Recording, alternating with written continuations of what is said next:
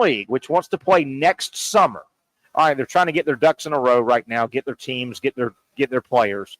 They are having an open tryout in August in Washington, D.C. Supposedly 600 people have registered, women, to play in this baseball league. A couple of people that were involved in Team USA Baseball will administer it and start making the cuts. On August 25th, they will have a live game to basically play in for their final cuts. So they're going to make some cuts. They're going to play a big game, and they're going to make their final cuts. They will then pick out 150 draft-eligible female baseball players for their upcoming draft. You're with me? They're doing the tryout to get a pool of draftable players. Right. You with me so far? Yeah, They want to start. They want to start playing summer of 2026. 6 teams, and a couple problems. Number one, there is no real feeder system for women's professional baseball. Yeah, that's right? the main thing that I don't get. That there's no entity out there where thousands of women are playing baseball. Right. So you've got to build up a feeder system. This softball league, professional softball league, has a feeder system. High-level Division I softball players. Yeah, and I think if you market a women's professional softball league correctly and you go about building it correctly, I think it could be very successful. I think it could be more successful than the WNBA. I think the product could be because you wouldn't compare it to baseball. You would compare it to itself. So I think it'd be a lot better than the WNBA. You and I have the same feeling. I think the women's professional softball league, of which Major League Baseball has a 20% stake in it, and I've seen it. It's big time. They know what they're doing. The production value, the games. I know a lot of the players. I've watched the first weekend. They're in a hiatus right now because there's a big softball something going on that was already scheduled. But they've got a couple more weeks. I watched the first couple of weekends. I recognize a lot of the players from watching the Women's College World Series. Like Montana Phelps, the great pitcher at Alabama. Amanda Lorenz, the great player for Florida. Garcia from UC. I recognize a lot of them, and the quality of play is high. That league's got a chance. This baseball, they have no feeder system, and they have no exposure. They're going to pick 150 girls. We will not know their name from Adam's house cat unless they're softball players that try and go play. Yeah, I would imagine a lot of them are. But the big thing to me, though, is that you're going to grow up, if you're a pitcher, you're going to grow up being an underhanded pitcher and learning you're going to train with that. And then suddenly you're going to be 23 years old, 22 years old, what have you, and you're going to suddenly start to try to develop overhand. That's going to kill your arm. Which tells you, and I don't think they're trying to get a bunch of softball young ladies to switch. They hope to grow their own corn, but I'm with you. Yeah, but where do you get the seeds? I don't. Yeah, if you're Montana Phelps, the great Alabama pitcher from 6-7 years ago,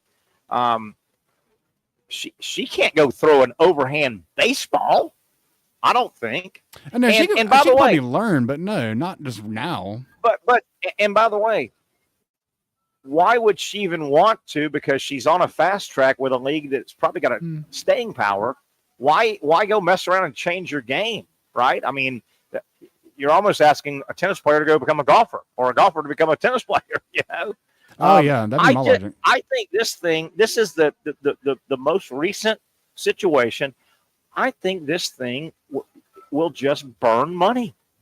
Why not just burn your money? This league, I don't think, has any chance of succeeding. Any chance of succeeding. Yeah. When you were teasing it, I was honestly trying to envision like what it could possibly be. And I was thinking like maybe there was like a lacrosse thing happening. But yeah, I can't really think of anything that would be more primed for failure than something like this. It feels like they should just... Well, I was going to say, I feel like they should just take the money and just invest it in that softball league and just try to make that as good as it could be if they want to go down this path. So the American sports public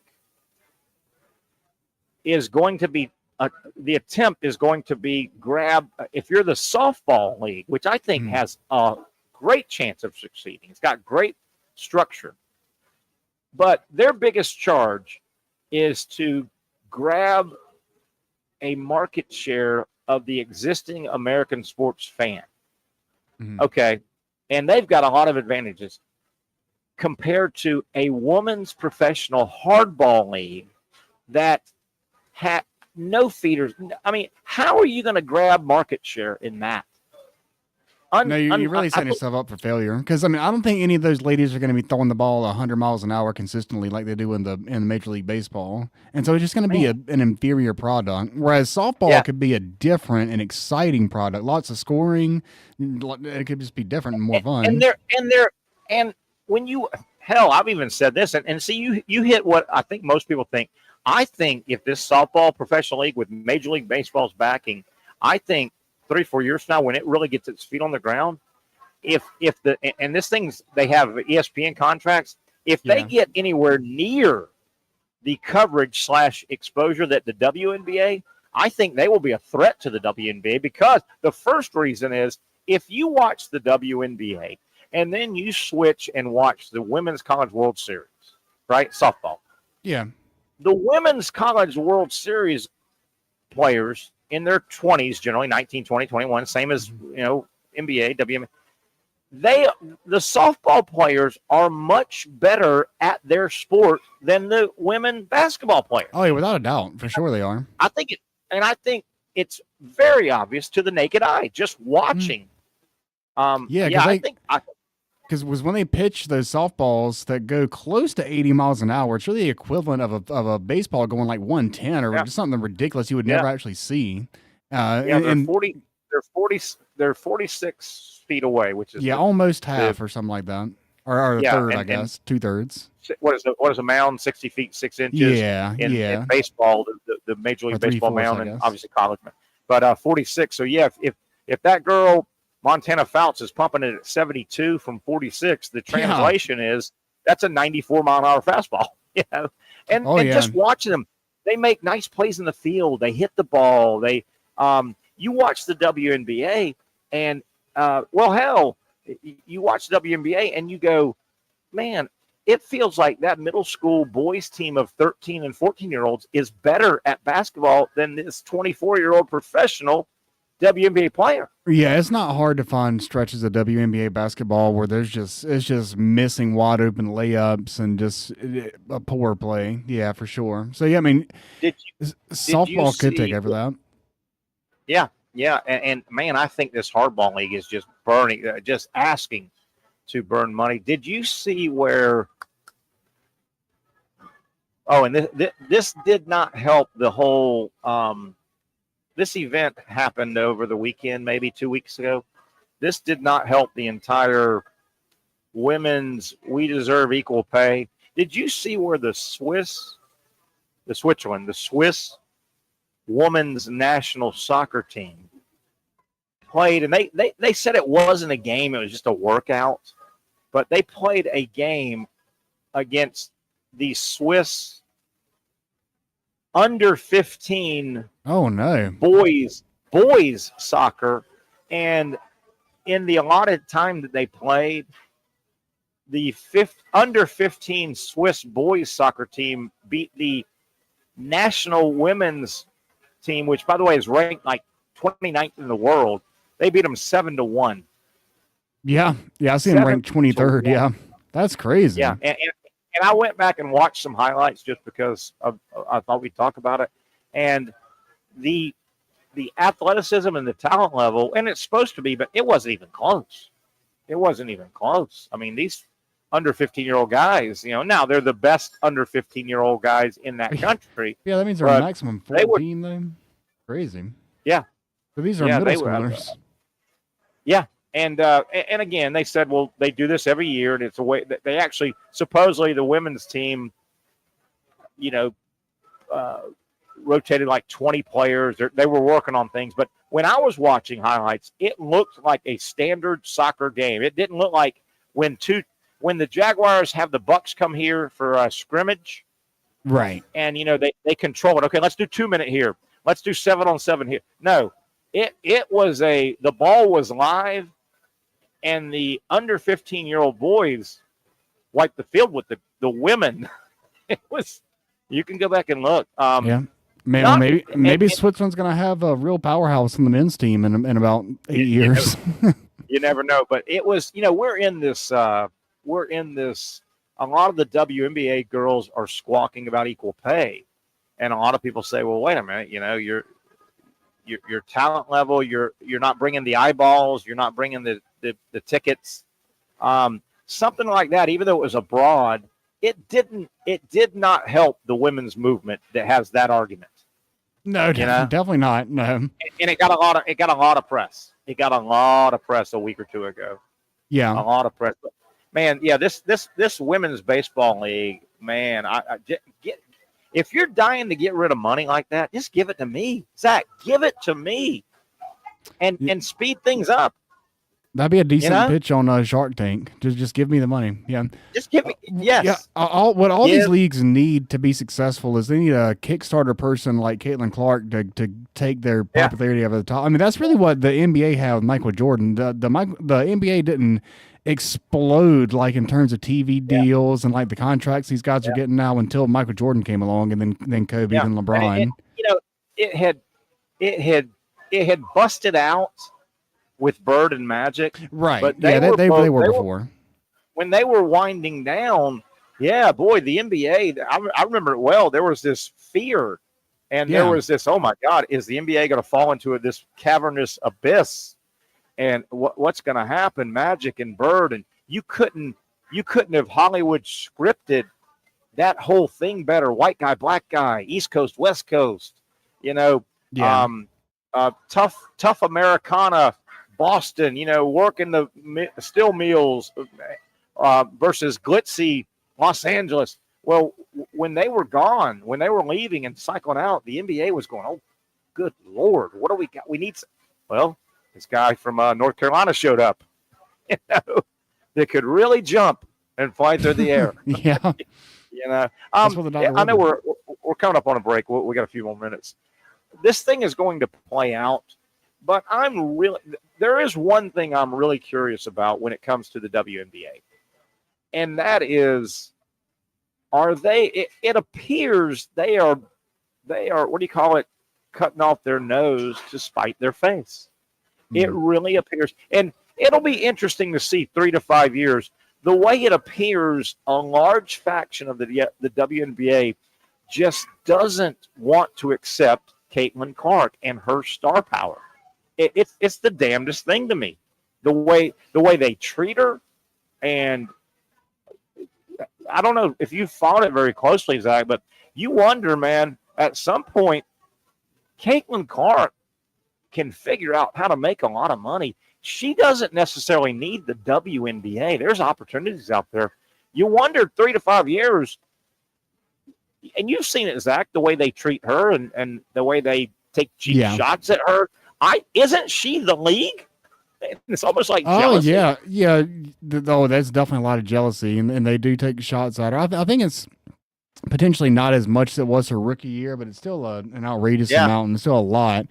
And I've definitely heard people throw out the idea of her possibly breaking off from the WNBA and starting her own, like a big three type league almost with just her. And I mean, her brand, if you could somehow like figure out what things are worth, her brand has to be worth more than the WNBA just as a standalone brand and what it can manufacture. So, I mean, there's definitely something to that, but it's just, I mean, you talk about maybe I'm not tight enough because I don't follow it very well, but you can't not follow it because the WNBA is shoved down your throat. I mean, isn't she clearly the golden goose? I mean, does anybody really tune in for anything other than Caitlin Clark? And why would you, like you said, isn't she their Michael Jordan right now? And I don't care if she doesn't have that type of finished career, but you gotta hitch up to her and ride that pony, don't you? Oh, yeah, as much as you can. I mean, you got to even, like, if the Fever aren't going to make the playoffs, you got to suddenly have a play-in tournament so they have a chance to get in. You got to do something. You got to make Caitlin Clark the face of everything. Absolutely. Oh, my goodness. Yeah, she's out for a while, and I mean... Yeah, she's out again. I don't know.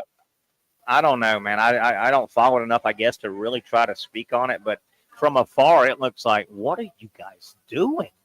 It's like, you've got your NBC and one of your news shows that's getting great ratings is Seinfeld, and you're pulling it off the air some weeks. You're like, what are you doing? Yeah.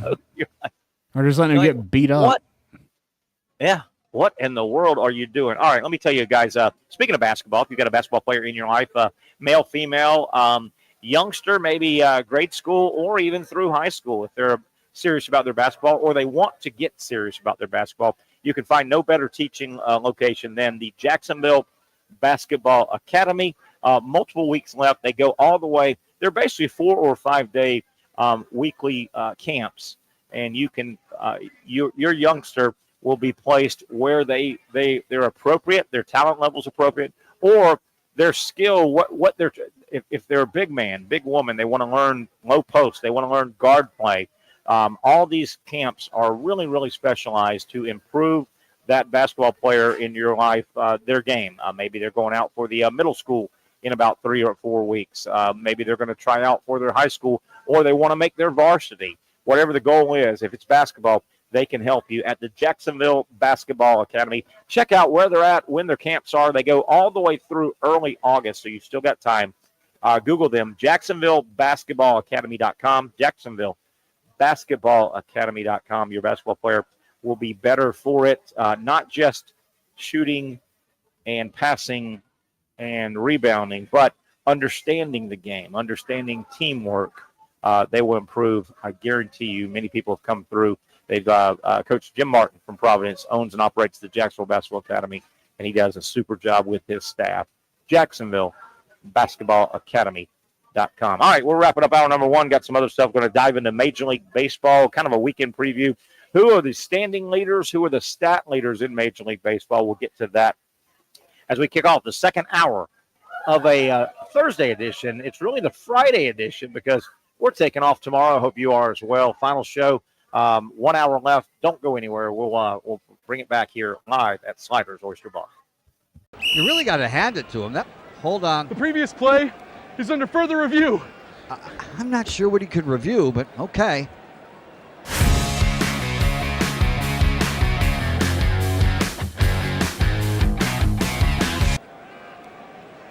Sure has been a while. Dine in at Hurricane Grill and Wings for the football season. Well, there he is. Oh, what is that? At Southeast Orthopedic Specialists, we know pain and injuries can stop you from doing what you love. This is why our board-certified orthopedic specialists offer the latest in both non-surgical and surgical treatment options and create a treatment plan tailored to your unique lifestyle and goals. So, whether it is a sports injury or that nagging pain that's keeping you from doing what you love, our team has the right treatment for you. For more information or to schedule an appointment online, visit our website. Most of us know how to throw.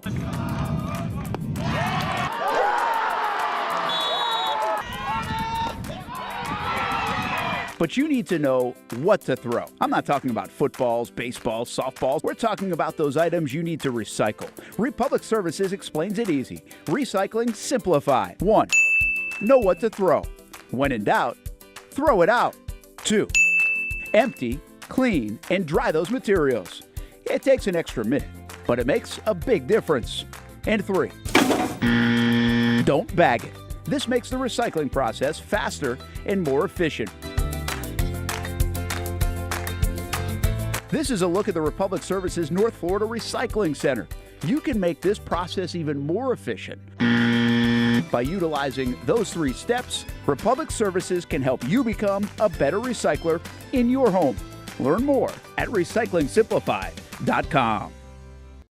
Finally, a family atmosphere, kid-friendly restaurant with a real sports bar feel. Bricks Jack's Beach features all of that and a large, climate-controlled covered patio with misting fans and heaters for all seasons. Mix in an extremely diverse menu that features the most quality and affordable steak at the beach, and there's no reason not to enjoy your next lunch, dinner, happy hour, or big sporting event at Bricks Jack's Beach, 300 2nd Street North in Jacksonville Beach. See you at Bricks Jack's Beach. Baker Sports. It's a hometown business filled with hometown people trying to make you feel right at home. Chris Conley, Jacksonville University. Walker Wright, class of 2018, West Nassau High School. Michael Young, Fletcher High School. Baker Sports started in a grassroots way and now outfits much of the Southeast. Will Olive, Mandarin High School. Go Stangs. High school sports, travel sports, youth sports of all kinds. They are a one-stop shop carrying Nike, Adidas, Under Armour brands, and more.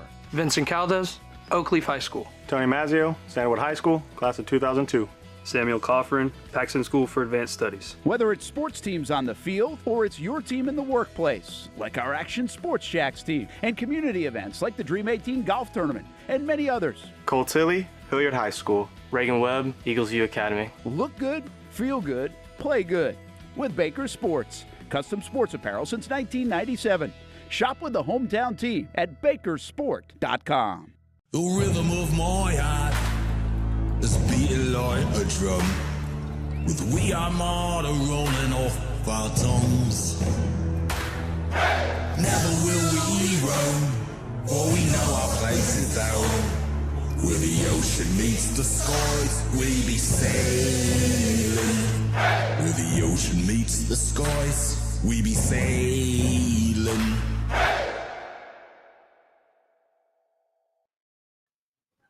And there we have it. The second half kickoff is in the air. We're ready to take it back here on a Thursday. I want to thank, obviously, always our good friends here at Sliders Oyster Bar in Neptune Beach. They feature the best seafood, the freshest seafood in Neptune Beach. Can't find any better. They feature the Safe Harbor Seafood brand right from that ocean, right to the plate. And that ocean is about a driver and a 3-wood away for me. Zach would be he would hit it, pick it up, and drive it to the ocean, I think.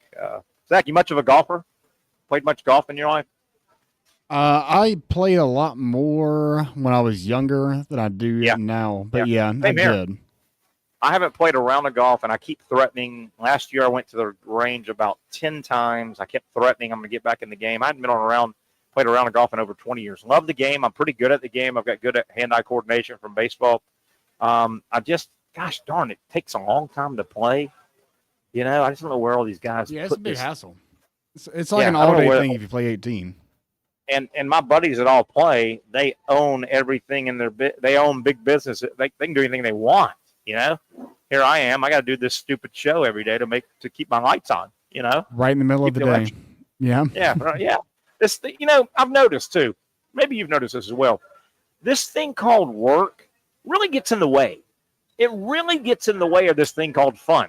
Have you noticed very, that? Very inconvenient, yeah. Yeah, really, right. It gets right in the way most of the time.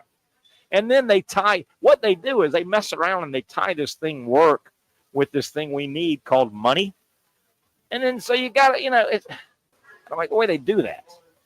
Hey, I don't like any of it. We need to do it. All right, Zachary Rothrock, we're going to have you produce right now. We can go this date in sports history. We can talk some Major League Baseball.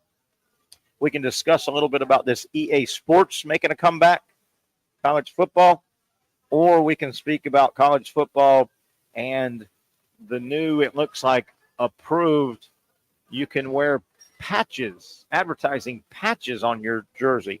Zachary Rothrock, where do we go? Let's do that. Let's talk about the patches.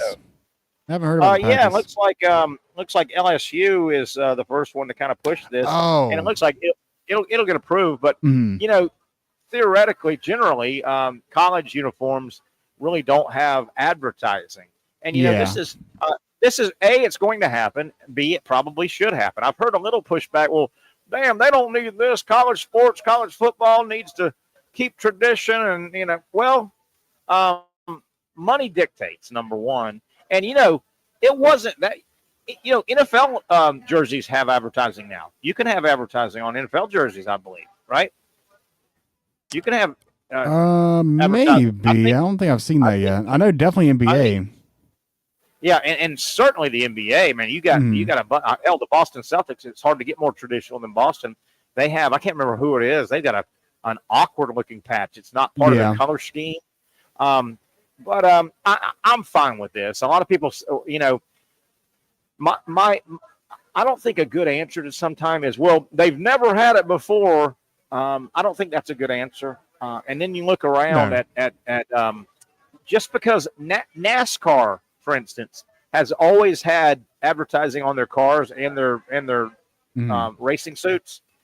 Well, the answer to me is, well, you may say, well, if NASCAR does it, why can't college football? Well, it's always been that way in NASCAR. Well, that can't be your answer. It's always been that way, right? Yeah. That's not an answer, But I'm fine. I don't want to see a NASCAR racing suit full of logos or a Tour de France kind of guy.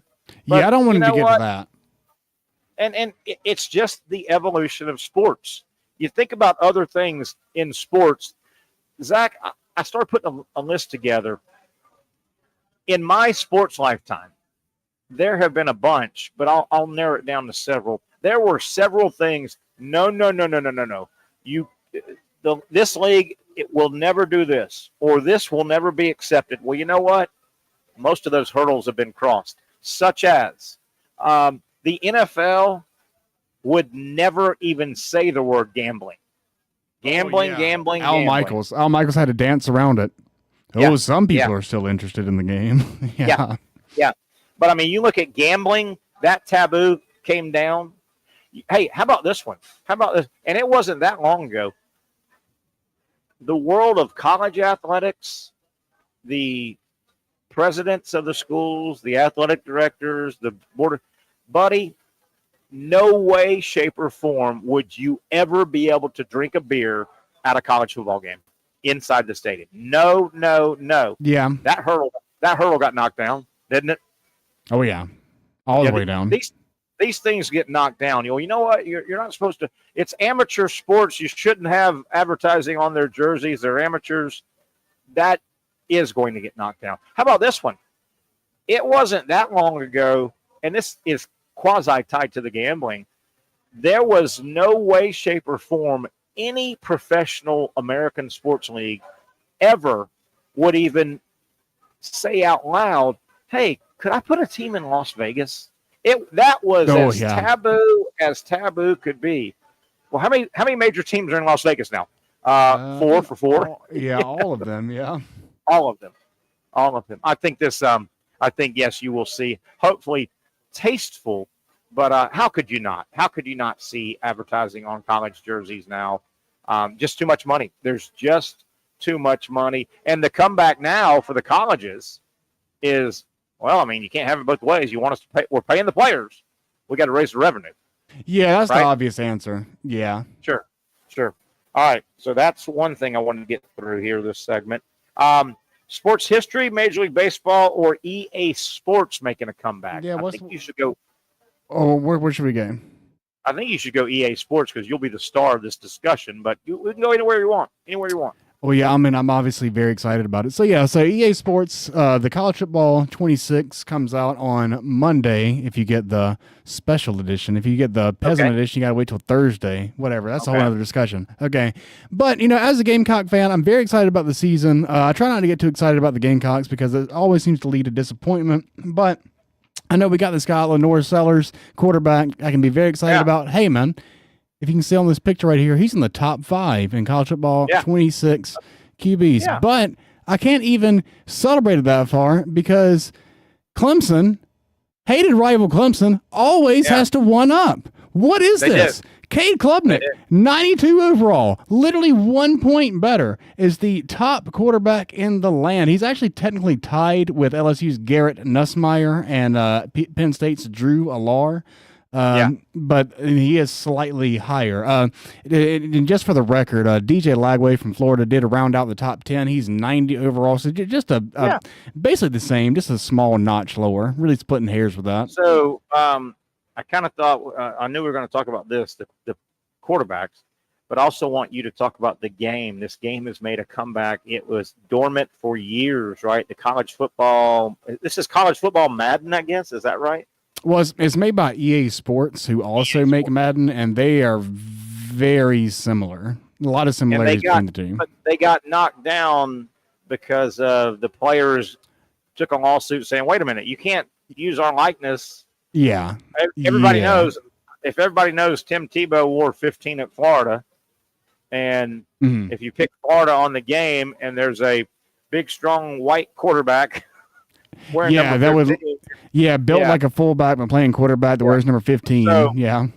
And is all this kind of tied into when the NIL started gaining momentum? Obviously, was it obvious that the EA Sports game was going to come back? Because that was about when that got put into play. It became swirling the rumors that it would be making a comeback, and then it happened almost about as quickly as it could. It came back because I mean, frankly, it was pretty easy for them to produce because they already have the engine. It was dormant. It was dormant for a decade or more. I think 2014 was the last one, which would have been the 2013 season. It was so old that I remember Jadeveon Clowney was in his final season at South Carolina. Yeah. He was a junior. Yeah, he was like the best player on the game. And I guess on the basketball side, and I'm trying to tie this coming back too.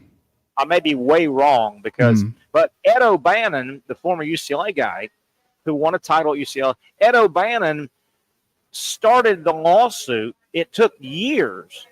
He's the one that took and it became a class action, I think. But Ed O'Bannon might have had a cup of coffee in the NBA. He was a really good player at UCLA, college basketball.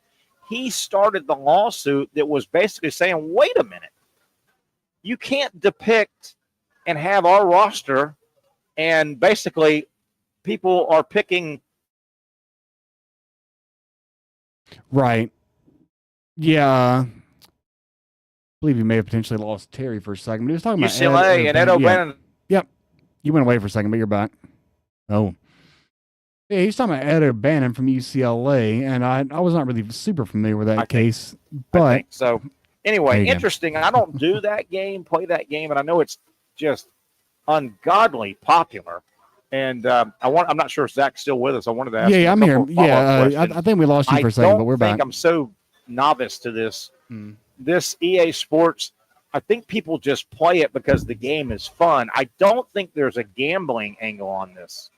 And I may be speaking way, way out of turn, but I don't think there is a gambling do you hear me? Component on this. So let me check. I think we may have some issues. No, Zach, I cannot hear you. You're correct. Something just kind of got tripped, and I'm not sure. So I'll tell you what. Let's if this works for you, Zach, if you can hear me, let's take a little bit of an early break, about a quarter after 5 o'clock in the second hour. Let's take a little early break, see if we can work out some bugs. We've got a couple more topics we want to get to before we get out of here on our final show of the week. We will be off tomorrow. Just want to make sure everybody knows no show tomorrow, Friday, as we all will be celebrating the 4th of July. We'll be back on Monday after what should be a busy, busy week of sports. Let's take a break. We'll come back and continue the second hour. The Young and Norvelle show continues right here on Action Sports Jacks. At Southeast Orthopedic Specialists, we know pain and injuries can stop you from doing what you love. This is why our board-certified orthopedic specialists offer the latest in both non-surgical and surgical treatment options and create a treatment plan tailored to your unique lifestyle and goals. So, whether it is a sports injury or that nagging pain that's keeping you from doing what you love, our team has the right treatment for you. For more information or to schedule an appointment online, visit our website. You really got to hand it to him. Hold on. The previous play is under further review. I'm not sure what he could review, but okay.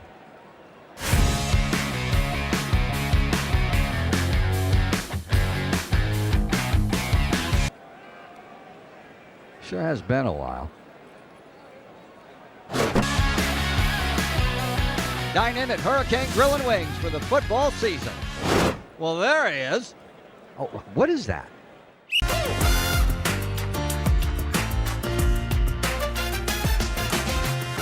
Empower a future, inspire a dream. It's a bold but simple mission for the Jacksonville Police Athletic League known as Jax PAL. Help the next generation of kids in Jacksonville shape a brighter future. Their after-school programs, teenage leadership programs. There's community outreach. This has been just an awesome opportunity to be out here with my colleagues and do something good for the community. It's really been an interesting opportunity to just see everybody work together in a way that we don't normally in the office. And there's sports.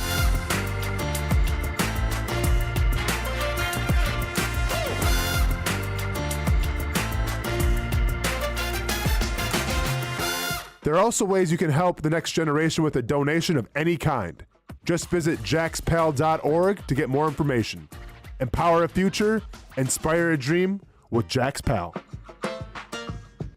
Finally, a family atmosphere, kid-friendly restaurant with a real sports bar feel. Rick's Jack's Beach features all of that and a large, climate-controlled covered patio with misting fans and heaters for all seasons. Mix in an extremely diverse menu that features the most quality and affordable steak at the beach, and there's no reason not to enjoy your next lunch, dinner, happy hour, or big sporting event at Rick's Jack's Beach, 300 2nd Street North in Jacksonville Beach. See you at Rick's Jack's Beach. There's a saying in sports, you can't win them all, but you can win a lot with good folks on your team. Like that one painter, First Coast.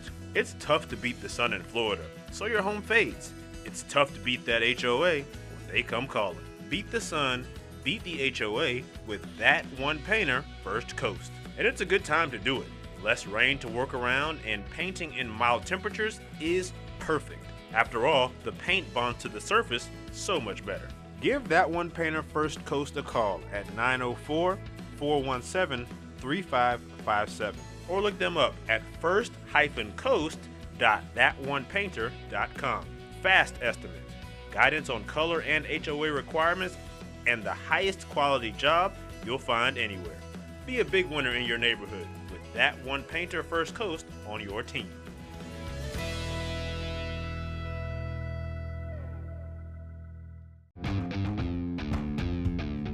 When you think sports, you think Action Sports Jacks, the official station of the Jaguars, on location for every game. But the most experienced team in town doesn't stop there. From high school football to the big events in the area, Action Sports Jacks is always on. Now, we take that to a new level. Action Sports Jacks 24/7 is around-the-clock coverage of the teams you love and the moments you can't miss. The best local sports in Jacksonville on Action Sports Jacks 24/7. Hey, great Thursday special here as we welcome you back to Sliders Oyster Bar right here in Neptune Beach. Thursday, how about a dozen oysters for $12 right here, the best oysters you can find in Neptune Beach. Will be had at Sliders Oyster Bar. Boy, this place will be fun over the next 3 days for sure, Friday, Saturday, and Sunday. Music, obviously, all weekend. 4th of July festivities, specials going on. Fun place to hang out. I know there'll be a ton of people at the beach, so if you're in and around this area of Neptune Beach and coming off or going on to the beach, boy, you can't go wrong making a quick stop and checking out. If you don't know it by now, Sliders is a fun place. Indoor, outdoor, open air, patio, little putting green out front. The kids love that. Just a fun place to people watch, eat a great meal, have a cool cocktail, just have a fun time. It is historically famous Sliders Oyster Bar in Neptune Beach. All right. Zach Rothrock producing here. We're going to take it to the top of the hour, and then I'm taking a few days off. Looking forward to it. As a matter of fact, we'll be back on Monday. Zach, we wrapped up, I guess, EA Sports. Anything else about that? There's no gambling component, right, on that? It's just a fun activity, right? Well, when I went to college, I used to go, and instead of going to class, I used to go into the lobby, and we would play games for $20 a game. So there's kind of gambling in that way, but not like straight up on the game, though. Yeah, there could be that. Street thug gambling. Okay, sure. Boy, I tell you, they do it a little different there in the Low Country of South Carolina. That was the Low Country. Yeah, that was the Low Country. Yeah, for sure. Now, did you ever not have the coin in pocket when you lost a game, and what did you do if that arised? If I didn't have the cash, I would not have played the game to begin with. I was very much in the minority in that place. And I was also small. There was a lot of like really large individuals there. I was like one of the smaller guys. I was not trying to start any problems with anybody. I was just playing the game. Did you ever whip somebody in the game and have to kind of shake them down for their money? Did they not have money? There were some instances where people would want to do the double or nothing thing, and I would be like, no, I don't want to do that. And then it would get kind of awkward. I need the money. I need no double or nothing. You've already seen all my tricks, man. I can't go double or nothing. Yeah. Double or nothing basically means I don't have a dime to my name. Yeah, it means I am down bad, and I need you to give me a second chance. I'll keep double or nothing you until hopefully the lights get turned out or you fall out of a heart attack or something. Yeah. I guess, you can't have that. Okay, for the 99th time, let's double this. Yeah, all of a sudden you're playing for $1 million. Yeah, a million smooth. Definitely. All right, Zach, Major League Baseball stats for this date in sports history. I'm curious about this day in sports history. What could it possibly be on July 3rd? Here we go. July 3rd, this date in sports history. Way back, we talked. It's funny how this ties together. We didn't even plan this. Earlier today on the show, we talked something about everybody going to the beach. And Zach, we talked about you taking the family to the beach over the weekend coming up. And I reminded everybody, no smoking on our 4 beaches now. You can't smoke. It's funny that this turned up. This date, 1944, it was the minor league team, but the Baltimore Orioles park burnt to the ground. And they blamed it on a discarded cigarette back in 1944. You just can't. Remember we said that. You just can't flick your cigarette away. I know. Why do smokers also have to be litterers? Yes. Not cool. That happened at the local pizza buffet. Do smokers know how bad they smell? I just don't think they do. No, because they don't smell themselves. Oh. So definitely not. This date, no doubt. This date sports history, moving it up to 1968. Louis Tiant was a fun pitcher, played a long time in the major leagues. He was of note on the Red Sox, but he played for several teams. He had a very, very, very, very unique full windup where he kind of pivoted. He would take his first step back as you start your full windup, not on the stretch, but your full windup. He would take his first step kind of diagonal like they all do, right? And then he would kind of pivot. He pivoted, and basically his entire torso, his back, would face the batter. And I've seen this guy. Yeah, Louis Tiant. Now, he wouldn't do that with anybody on base because you would steal the base easy, right? But it's very unique. He had a very unique delivery. He was a really good pitcher. He had a run in 1968, consecutive games where he struck out 32 batters in 2 games. How about that? 32 in 2 games. That's relatively efficient. Whew. You only get a chance to be 27. Yeah, he was a lot of fun. Really a good competitor. He was kind of like the old school. Who's the guy that threw the Chicago Cubs manager down to the ground? He's a broadcaster now. I don't remember this. The right-hander for the Ramon Martinez. Martinez. Is it Ramon Martinez? Baseball player. I don't know. I don't remember this. You got to remember the player. Lou Pinellas? No, Martinez, the pitcher that's on TV now. He's retired. Was a great pitcher for the Red Sox. Okay, I got you. Ramon gosh, I'm mixing up. He was Louis Tiant was kind of like the precursor. He was a Hispanic guy, kind of a hothead. Didn't take any gruff. Real good pitcher. Real fun to watch. This date in sports history. 1973, we stay in Major League Baseball. Hard to believe this happened. This was the only time Gaylord Perry and his brother Jim Perry, they only faced each other. They were both starting pitchers for a long time. Gaylord Perry's in the Hall of Fame. He had 314 wins. His brother Jim Perry had 215. They only faced each other on the mound one time. How does that happen? I assume they were in opposite leagues, yeah. Yeah, but you still, yeah, and before you cross leagues, I guess, but that's over 500 wins between them. And do you remember the thoughts around Gaylord Perry? Let me give you back Hall of Fame, 300 and some odd wins. He was a control pitcher. He was a crafty guy. Didn't have a blazing fastball, but he was effective. What really helped his career, Gaylord Perry's entire career, it was discussed and understood. He was kind of a guy that would doctor the baseball, everybody thought. Ooh. He was kind of a master of, he might have some Vaseline behind his ear. Man. Or he might have a nail file in his glove. Well, the ironic thing is, and he was a good pitcher, but that was kind of his thing. and that stuck to him. So you with me?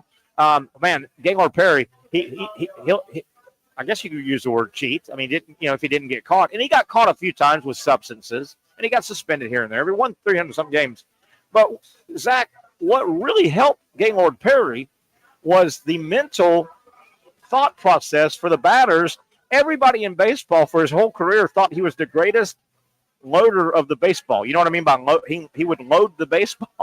So it's almost like maybe he did, maybe he didn't, but enough people thought he did that the batters were in a weird way psyched out when they faced him. Oh, I'm sure it's probably hard not to see it that way. Yeah. Especially if he actually is the best. It seems like he is. Yeah. Yeah. He won 314 games, Hall of Famer, and if you look him up, it'll say right out of the gate, he always had a reputation for being the greatest loader of the baseball. You know, be it Vaseline, be it having a nail file in his glove so he could pick the seams off to get a better grip. You know what I mean? Yeah. And it's funny that sometimes your reputation can be as effective as execution. Yeah, you got to psych him out beforehand. Yeah, definitely. Okay, a couple more here. Wow, how does this happen? This date, we say in Major League Baseball, a lot of baseball stuff today. This date, 1983, the Rangers are playing a game, and I think they're playing the Yankees at the time in 1983. The game goes 15 innings, okay? So on the surface, you can figure out if a Major League Baseball game goes 15 innings, that means it's tied for a long time.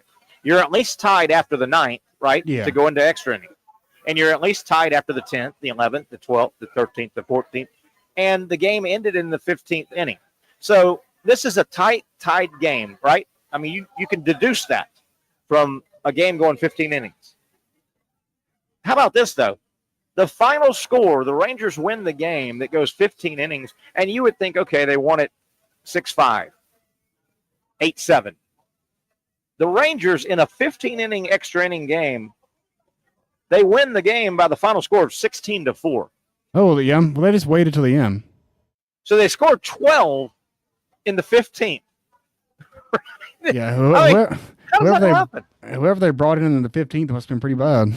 They always used the outfielder about that. Yeah. You got to work for a game to go 15 innings, meaning it was tied all those innings, and the final score is 16-4. You know, so I take we try to go to the Jumbo Shrimp game at least like one weekend a month, maybe a couple. Sure. And you know, the last time we were trying to just stay for the fireworks, and the game ended up being the Jumbo Shrimp scored 15 runs, so it went on for a while. But then they also pitched a hitter, so I can only imagine trying to stay for the fireworks for a 15-inning game. Then the 15th, they decided to just go off for 12 runs. That game had to last 5 hours. God, nobody left in the stands. That's a definitely not. This date, sports history, Major League Baseball history, and you got to think this through, and it makes a little bit of sense. 1988, a pitcher by the name of Gene Nelson became the first American League pitcher to steal a base since 1973. So a pitcher in the American League did not steal a base in Major League Baseball from 1973 all the way to 1988 in the American League. But there's a pretty good reason, I think, why this happened. Do you have any idea?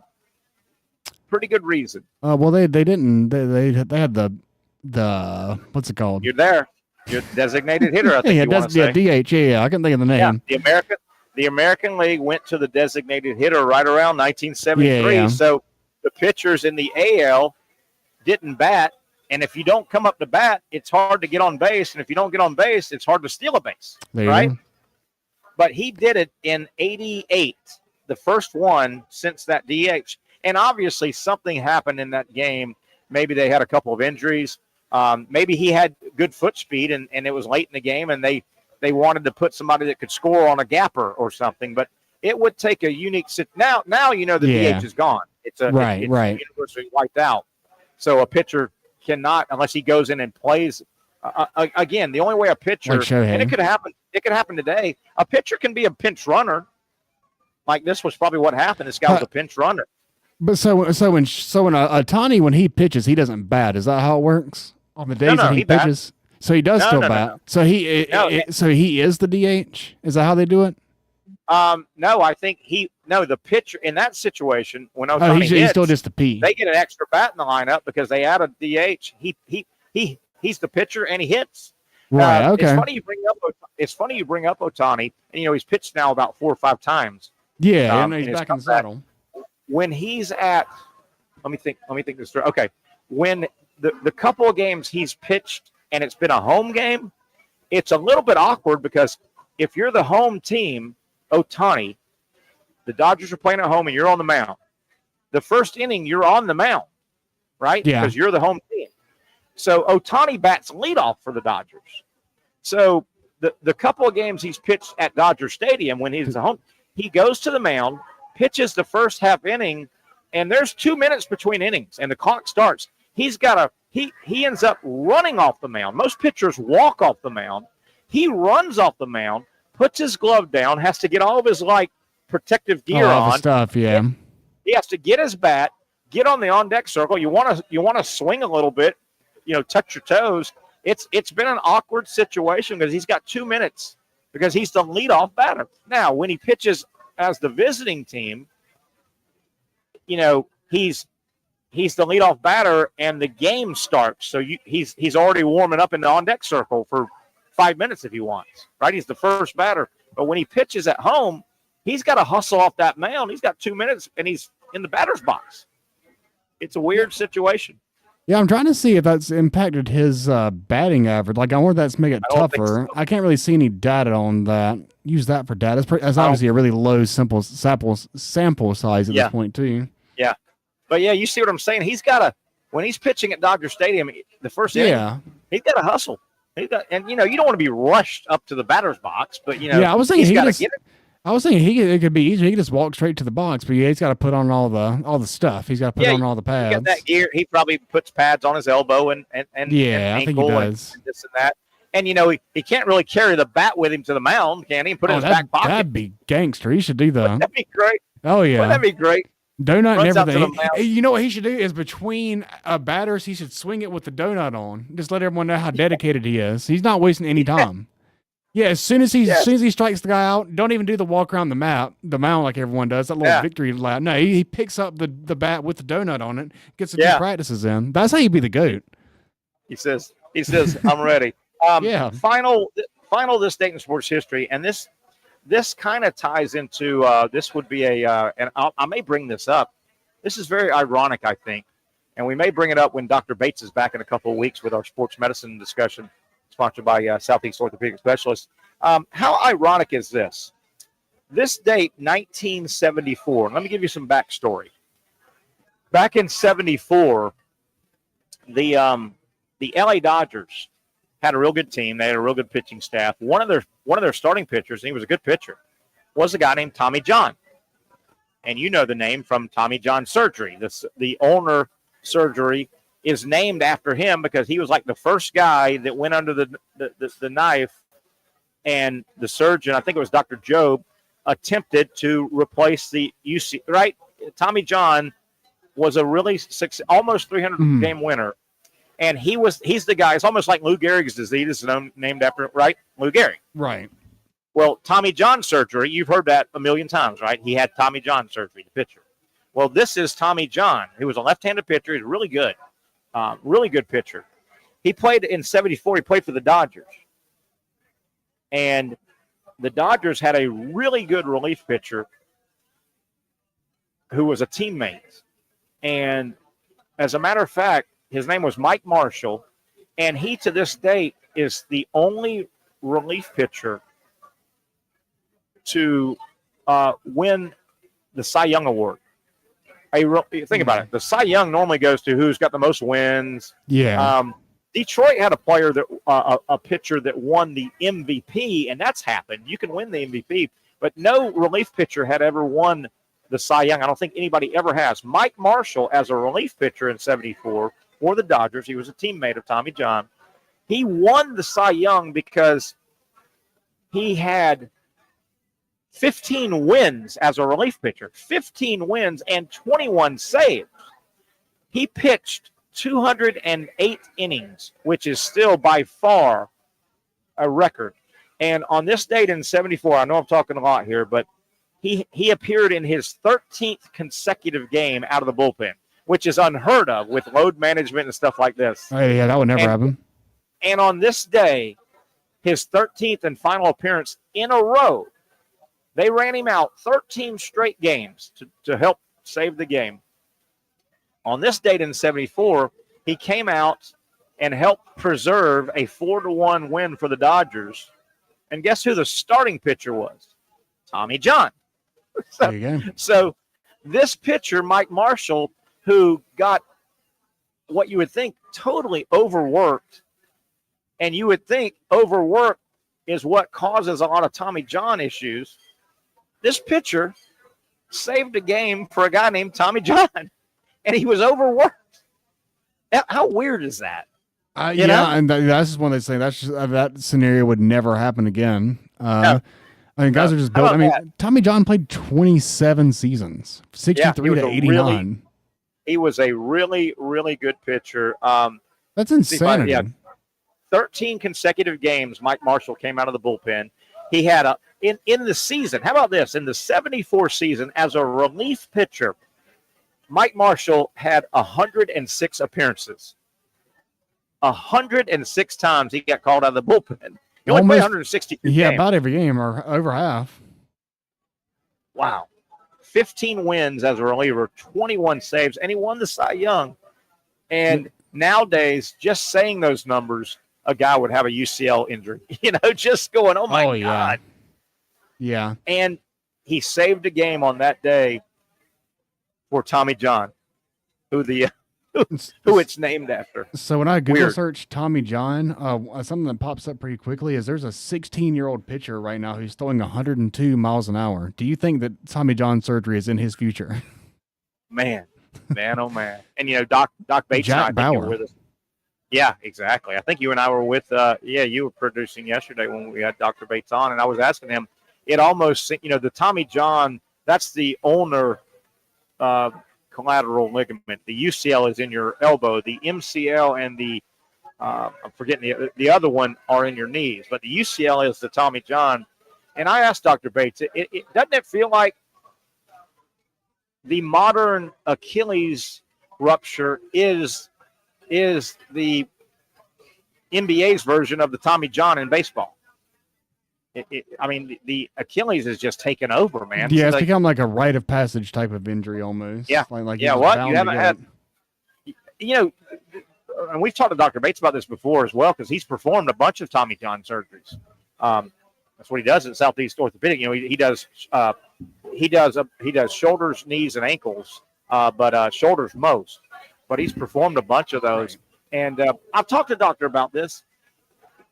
There are a lot of cases, not everyone, but there's a lot of cases where these pitchers will blow out that UCL. They'll have Tommy John surgery, and damn it, Zach, they'll come back and have more velocity. Oh, yeah. Yeah, it's almost like you just want to go ahead and get out of the way now. Yeah. It's crazy. All right, let's take one final break. I want to come back and we're kind of at the halfway point of the sports season and also the Major League Baseball season. I want to go over the leaders in Major League Baseball statistically as kind of getting us to a jump-off point as we head to the second half of the season. One final segment coming up for our show, the Young and Norvelle Show, and for this week as we will be off tomorrow. Stick around. We got one left here coming to you live from Sliders Oyster Bar. You really got to hand it to him. Hold on. The previous play is under further review. I'm not sure what he could review, but okay.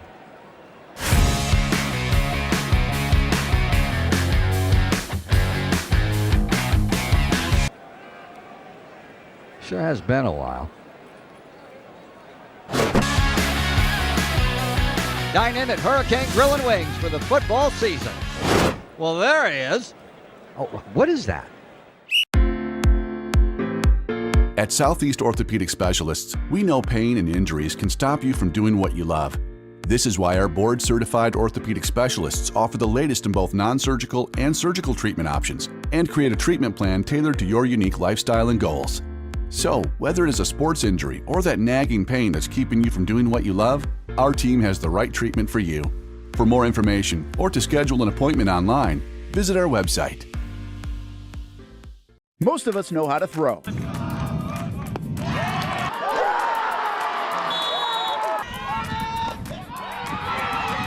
But you need to know what to throw. I'm not talking about footballs, baseballs, softballs. We're talking about those items you need to recycle. Republic Services explains it easy. Recycling simplified. 1. Know what to throw. When in doubt, throw it out. 2. Empty, clean, and dry those materials. It takes an extra minute, but it makes a big difference. And 3.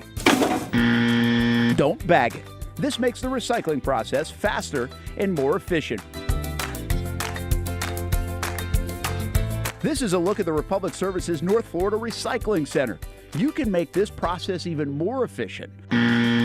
By utilizing those 3 steps, Republic Services can help you become a better recycler in your home. Learn more at recyclingsimplified.com.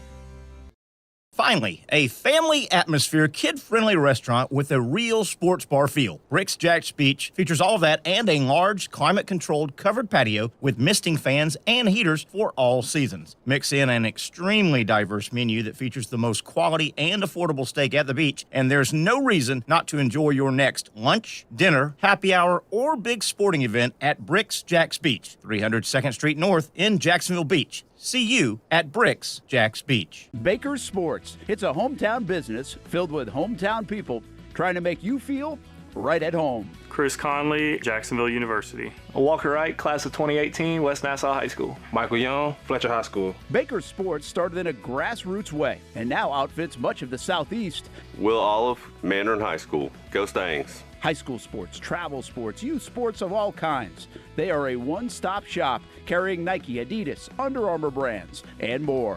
Vincent Caldes, Oakleaf High School. Tony Mazzio, Sandwood High School, class of 2002.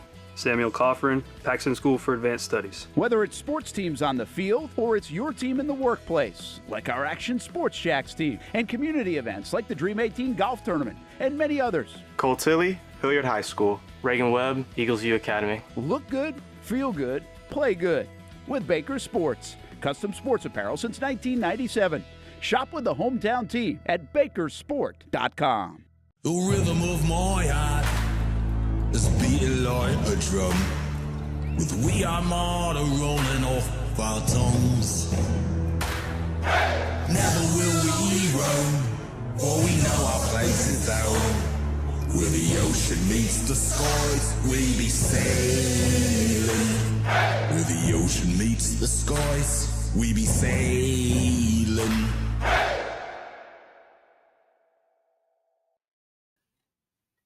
Wow, I'm sure you can hear the ambiance in the background.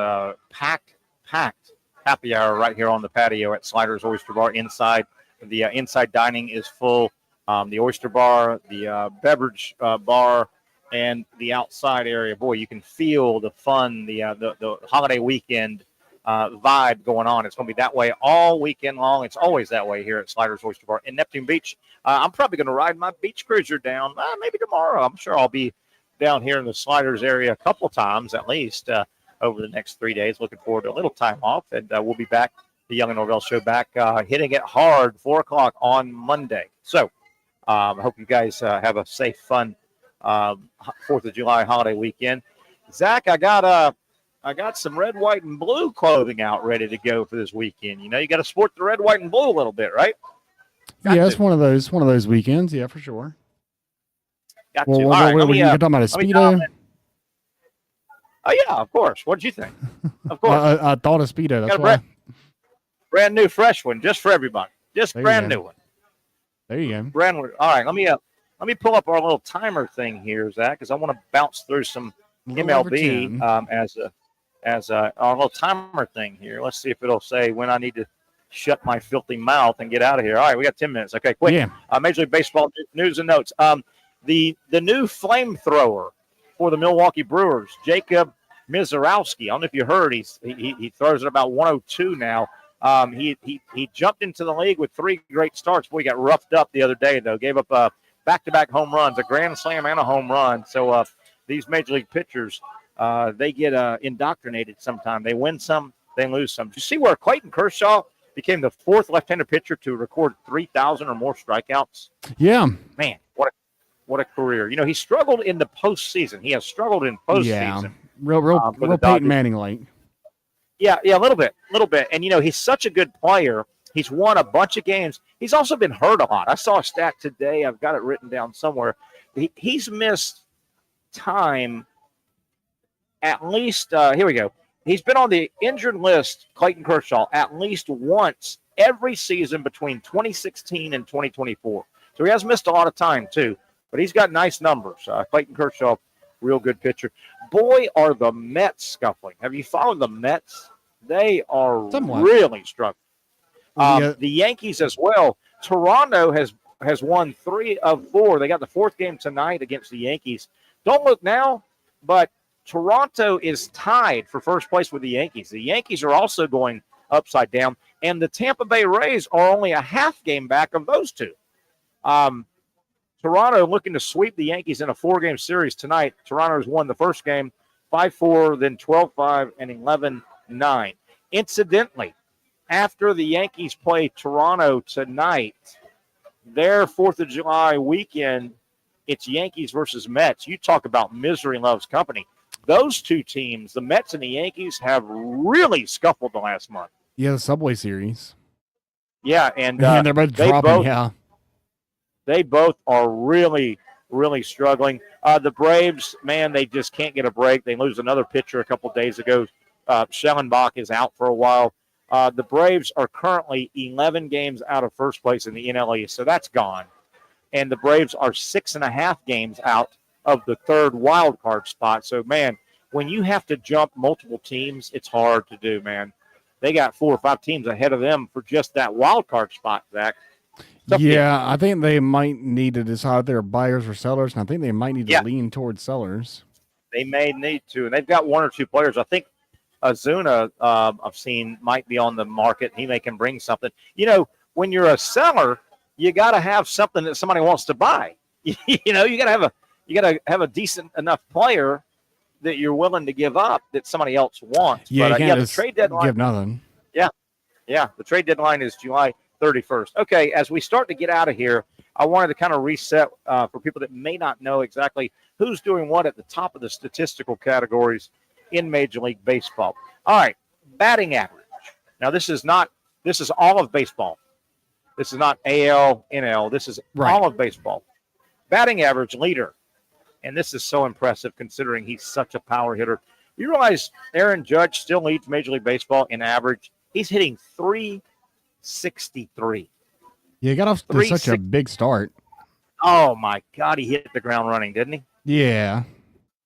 So I mean, he's been struggling lately, but. Yeah, he has been struggling lately, but 363 for a power hitter like that, you're just not supposed to hit that high average, you know? He doesn't get a whole lot of. Yeah, he's really turned a corner. He's got a lot more plate discipline than he had in his younger years. He's really turned a corner.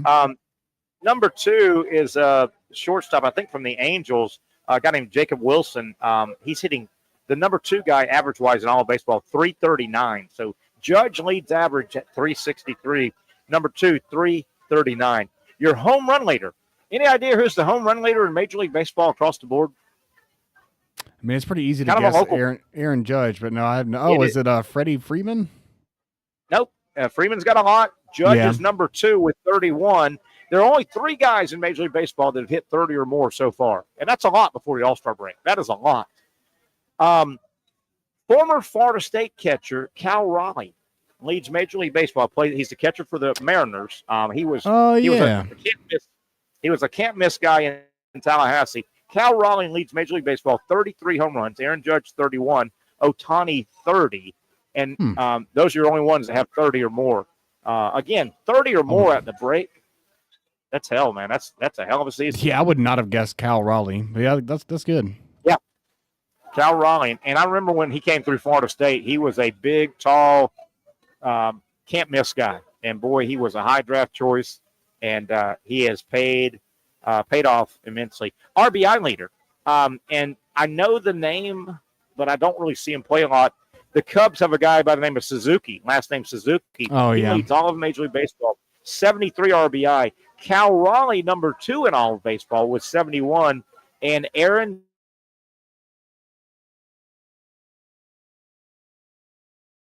Looks like we potentially lost Terry again. I think he's going to say Aaron freaking Judge leading with RBIs.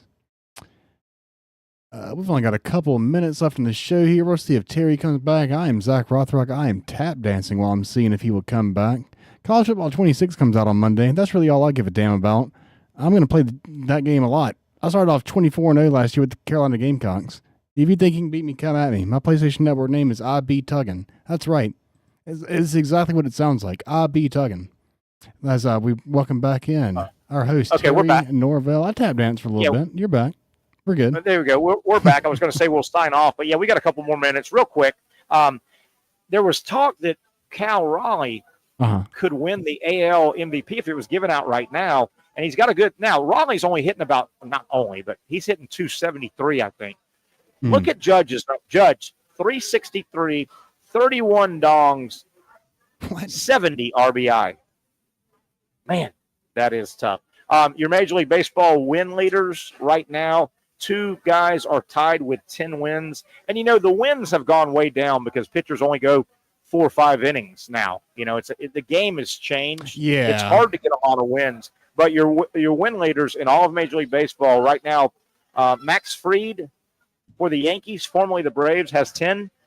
And Skubal for Detroit, the left-hander, he is a really good pitcher. He also has 10 wins, so those are your win leaders. I was honestly curious about what Paul Skeens has a 2.03 ERA and has struck out 285 batters, but his win-loss is 4-7. 4-7. Yeah, he had that streak. He had that streak where they would not score a run for him. I mean, he lost 1-0 and 2-0 and 1-0. It's ungodly, and I'm glad you brought that up. We talked about the win leaders at the basically the halfway point. ERA leaders right now. Brown for Houston. I don't know a lot about him. Brown is that Hunter Brown? Yeah, Hunter Brown. Yeah. I don't know a lot about him. 1.82, and these are starting pitchers, not relievers. barely less than Paul Skeens. That's crazy. Yeah, and Skeens is number 2, 2.03. Yeah.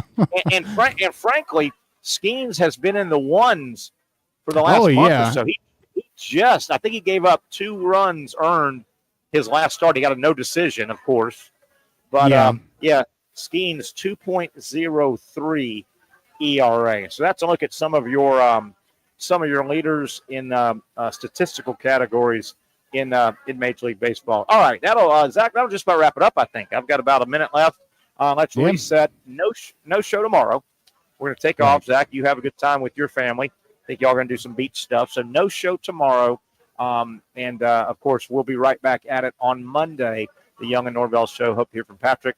Brent Beard will join us. So we'll hit the ground running. We should have a lot of, including Zach's favorite sport, the hot dog eating contest. We'll have a lot of stuff to talk about coming out of this weekend on Monday. So no show on Monday as we're closing in on football season. Really, really getting close here. Once we pass tomorrow, I think many people start thinking football season. NFL camps, gosh, I think an NFL camps kick off in less than 20 days. I think it's like 16, 17 days before camps kick off. Obviously, the NFL, they start a little earlier. They have their preseason exhibition, whatever the hell they're calling those games. But, yeah, it's right around the corner. We'll be August 1st before you know it. College camps will start in earnest always around August 10th, somewhere 7th, 8th, 9th, 10th. The guys will show up. Obviously, the ones that are playing week 0 get to go a little bit earlier. But camps, football season is upon us. That'll wrap it up here on a Thursday. Great atmosphere, great crowd, as always, here at Slider's Oyster Bar, featuring the best, freshest seafood in Neptune Beach. They carry the Safe Harbor Seafood. Check them out. I'll be here this weekend. Hope to see you. That'll do it for Zach Rothrock producing. I'm Terry Norvelle. Have a great rest of your Thursday and a safe 4th of July weekend, everybody. At Southeast Orthopedic Specialists, we know pain and injuries can stop you from doing what you love. This is why our board-certified orthopedic specialists offer the latest in both non-surgical and surgical treatment options and create a treatment plan tailored to your unique lifestyle and goals. So, whether it is a sports injury or that nagging pain that's keeping you from doing what you love, our team has the right treatment for you. For more information or to schedule an appointment online, visit our website. You really got to hand it to him. Hold on. The previous play is under further review. I'm not sure what he could review, but okay.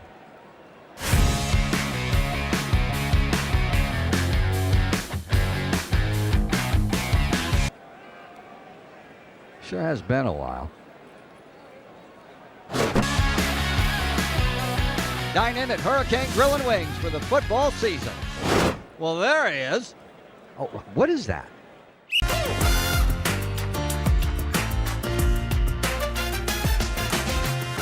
Empower a future, inspire a dream. It's a bold but simple mission for the Jacksonville Police Athletic League known as Jack's Pal. Help the next generation of kids in Jacksonville shape a brighter future. Their after-school programs, teenage leadership programs. There's community outreach. This has been just an awesome opportunity to be out here with my colleagues and do something good for the community. It's really been an interesting opportunity to just see everybody work together in a way that we don't normally in the office. And there's sports.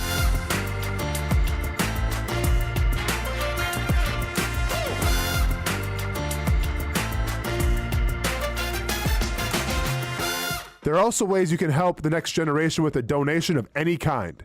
Just visit jackspal.org to get more information. Empower a future, inspire a dream with Jack's Pal. Finally, a family atmosphere, kid-friendly restaurant with a real sports bar feel. Rick's Jack's Beach features all of that and a large, climate-controlled covered patio with misting fans and heaters for all seasons. Mix in an extremely diverse menu that features the most quality and affordable steak at the beach, and there's no reason not to enjoy your next lunch, dinner, happy hour, or big sporting event at Rick's Jack's Beach, 300 2nd Street North in Jacksonville Beach. See you at Rick's Jack's Beach. There's a saying in sports, you can't win them all, but you can win a lot with good folks on your team. Like that one painter, First Coast. It's tough to beat the sun in Florida, so your home fades. It's tough to beat that HOA when they come calling. Beat the sun, beat the HOA with that one painter, First Coast. And it's a good time to do it. Less rain to work around, and painting in mild temperatures is perfect. After all, the paint bonds to the surface so much better. Give that one painter First Coast a call at 904-417-3557 or look them up at first-coast.thatonepainter.com. Fast estimate, guidance on color and HOA requirements, and the highest quality job you'll find anywhere. Be a big winner in your neighborhood with that one painter First Coast on your team.